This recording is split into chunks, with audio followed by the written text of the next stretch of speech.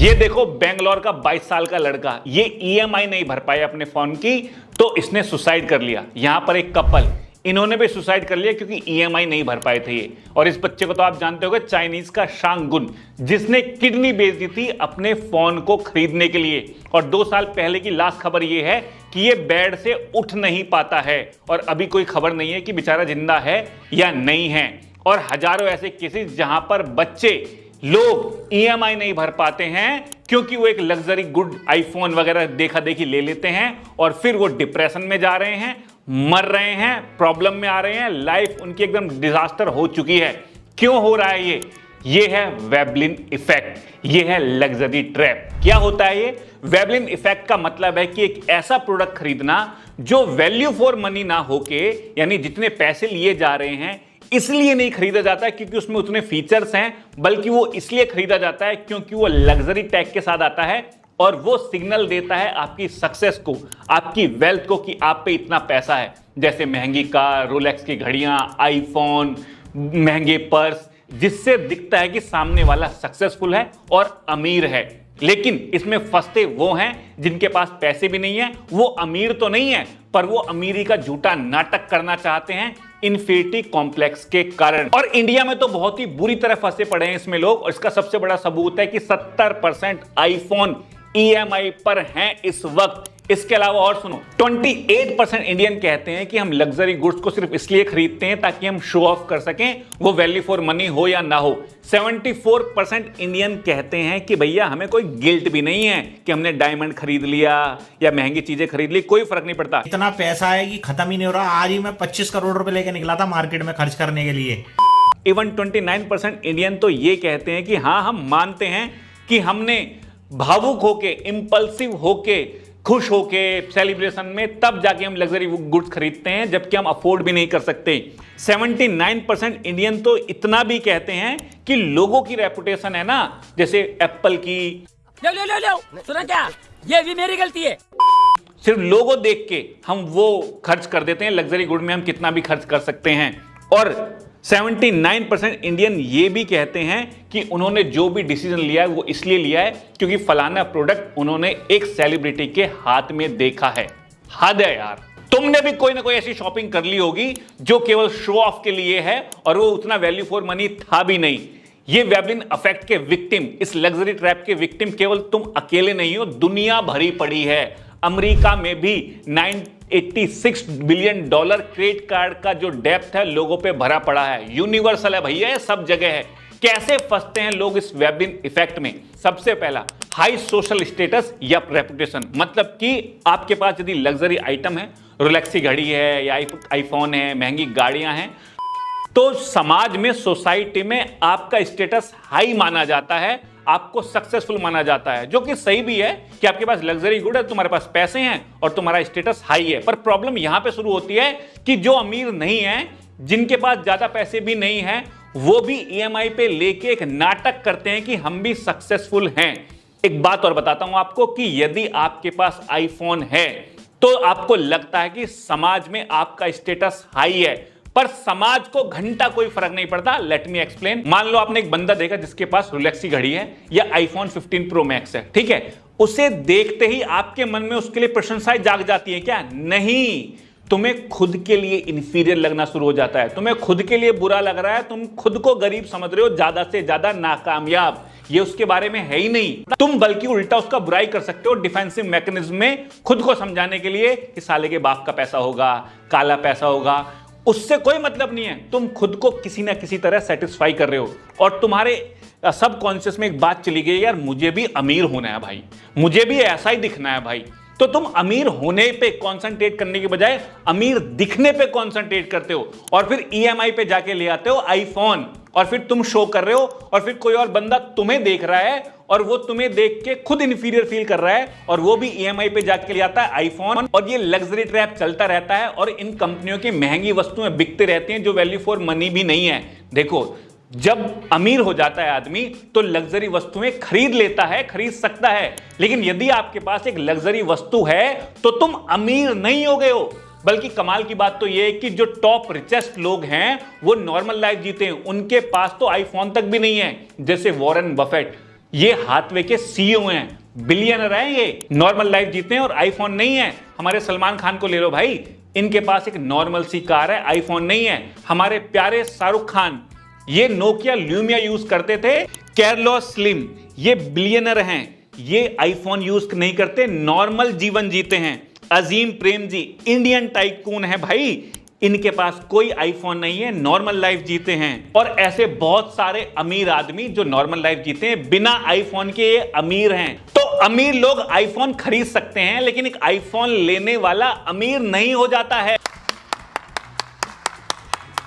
और इसमें सबसे बड़ा रोल दूसरा निभाते हैं ये कंपनियां अपनी एडवर्टीजमेंट करके।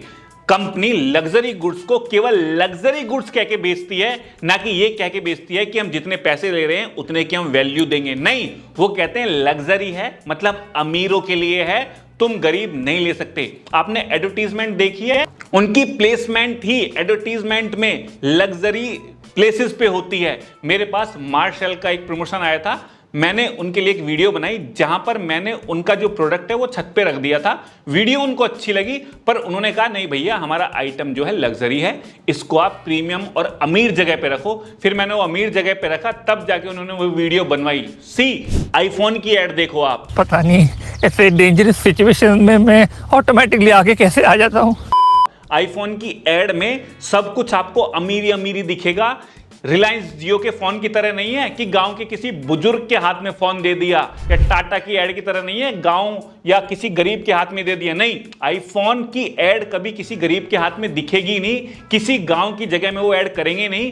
वो आपके सबकॉन्शियस में रजिस्टर हो जाता है कि आईफोन महंगा पर्स मतलब अमीरियत, और तुम अमीर ना होते हुए भी इस ट्रैप में फंस जाते हो और अमीर दिखने के चक्कर में तुम आईफोन खरीद लेते हो ईएमआई पे। तीसरा, लोग समझते हैं कि महंगी चीज यानी एक्सपेंसिव चीज मतलब बेटर क्वालिटी, जबकि ऐसा है ही नहीं। जैसे गिब्सन के गिटार लगा लो, उनकी क्वालिटी डाउन है लेकिन वो स्टिल एक्सपेंसिव हैं। आपने 1.5 लाख के बैग देखें, वो बुलेट प्रूफ नहीं होते हैं, वो सिंपल ही होते हैं, लेकिन वो सिर्फ लग्जरी कह के बेचे जाते हैं। शाहरुख खान के लड़के की कंपनी है डीएवलॉन एक्स, 2 लाख की जैकेट बेच रहा है वो बंदा, 25,000 की टी शर्ट बेच रहा है। ऐसा नहीं है उसमें तो गोली पार नहीं होती ना, सिर्फ लग्जरी। रोलेक्स की घड़ी एक नॉर्मल घड़ी में दोनों में सेम टाइम बताते हैं। हाँ, रोलेक्स की घड़ी में आपको सफायर के ग्लास दे दिया, स्क्रैच नहीं आएंगे।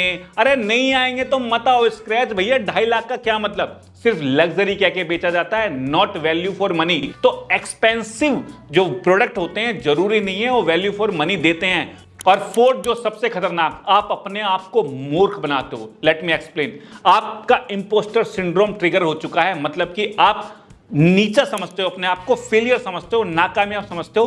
कई लोगों को तो हिस्टोरिक पर्सनालिटी डिसऑर्डर भी हो गया है, उनको अटेंशन चाहिए। तो ऐसे में इंफिनिटी कॉम्प्लेक्स के कारण, खुद को ज्यादा गरीब समझने के कारण आप अमीर नहीं बन पाते, तो आप अमीर दिखना चाहते हो। अब ऐसे में आपके दिमाग में अमीर दिखने के लिए आता है कि हम महंगा पर्स लेंगे, रोलेक्स की घड़ी नहीं तो कॉपी ले लेंगे, या फिर एक आईफोन खरीदेंगे। लेकिन क्योंकि तुम अफोर्ड नहीं कर सकते तो तुम अभी खरीद नहीं रहे हो, तुम्हारे पास उतने पैसे तो है नहीं, तो तुम खरीद भी नहीं रहे हो, घबरा रहे हो। तुम्हें चाहिए एक वैलिडेशन कि हाँ भाई हम बिना पैसों के आईफोन क्यों ही खरीद ले।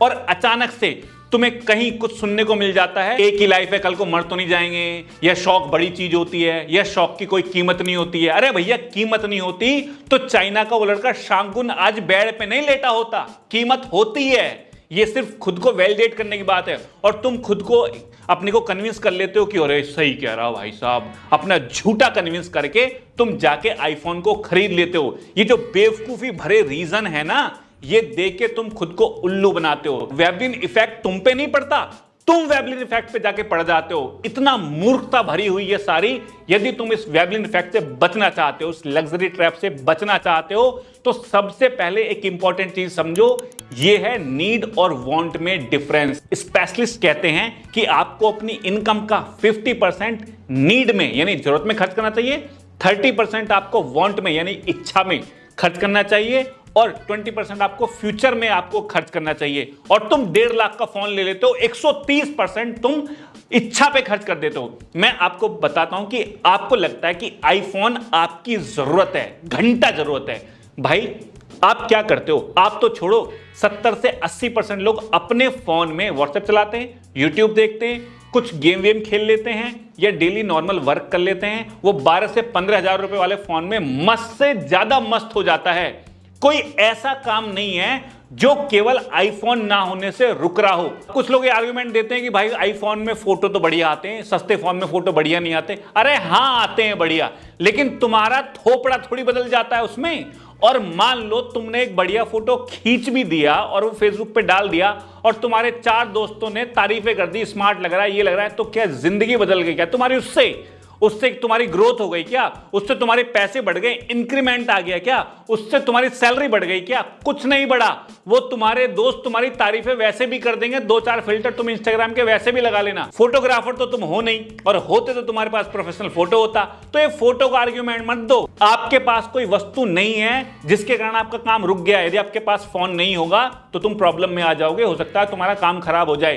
तो ऐसे में फोन जरूरत बन जाता है। लेकिन आईफोन लेना या महंगी गाड़ी लेना तुम्हारी इच्छा है कि मेरे पास होना चाहिए, उसमें 30% खर्च करना है, 130% नहीं खर्च करना है। स्पेशलिस्ट तो कहते हैं यदि तुम्हारे पास 50,000 की मंथली इनकम है ना, तब जाके तुम्हें 15 से 20,000 का फोन खरीदना चाहिए। 2.5 लाख आपकी महीने की तनख्वाह है ना, तब जाके आपको 1.5 लाख का आईफोन खरीदना चाहिए। और तुम लोग 10 से 20,000 रुपए की तनख्वाह में 1.5 लाख का आईफोन ले आते हो और बाद में डिप्रेशन में, प्रॉब्लम में आ जाते हो। तो अपनी जरूरत और आवश्यकता में अंतर करना सीखो।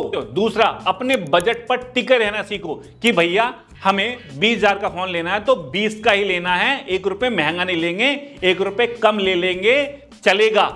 इस पे टाइट रहना सीखो। और जब आप कोई भी खर्चा करो तो देखो लॉन्ग टर्म में ये आपके खर्चे बढ़ा रहा है कि आपके खर्चे घटा रहा है। आईफोन लेने के बाद उसका टेम्पर्ड भी महंगा चढ़ेगा, अगर गिर गुर गया, कुछ हो गया तो उसकी रिपेयरिंग भी महंगी होगी, है ना। अरे भैया ये जो तुम आईफोन या कोई महंगा फोन ले लेते हो ना, 10 दिन बढ़िया लगता है ये, उसके बाद तुम्हें खुद ही गिल्ट होने लगता है कि साला ज्यादा ले लिया, अब तुम्हें किस्तें नहीं भरी जा रही, हम पे दिक्कत आ रही है, ये परेशानी, ये रोने लग जाते हो तुम। तो भाई जिनके पास पैसे हैं उनका बनता है, वो ले सकते हैं, और वो ले भी नहीं रहे हैं। तुम खामा दिखावा कर रहे हो। तो तुमने अगर बिना पैसे के ये ईएमआई पे लिया ना, और क्या समझते हो तुम ईएमआई पे? तुमने ईएमआई पे एक फोन ले लिया जो कि सैमसंग और आईफोन के रेट देखो 6 महीने बाद 10-15% गिर जाते हैं, 10,000 15,000 वो सस्ता हो जाता है। तुम कहते हो नहीं भैया नो कॉस्ट ईएमआई है। रिजर्व बैंक ने साफ कह दिया है कि नो कॉस्ट ईएमआई यानी जीरो इंटरेस्ट जैसा कोई प्रोडक्ट नहीं है मार्केट में। इसका मतलब मैन्युफैक्चरर या दुकानदार किसी ना किसी तरह से तुमसे वो इंटरेस्ट लेते हैं और तुम्हें पता नहीं चलता। अबे मूर्ख बनना बंद करो। यदि तुमने ईएमआई पे आईफोन लिया या दिखावे के चक्कर में तुमने कुछ ले लिया ना, और फिर भी तुम्हें लगता है नहीं भैया एक ही जिंदगी है, शौक बड़ा चीज है, हम ये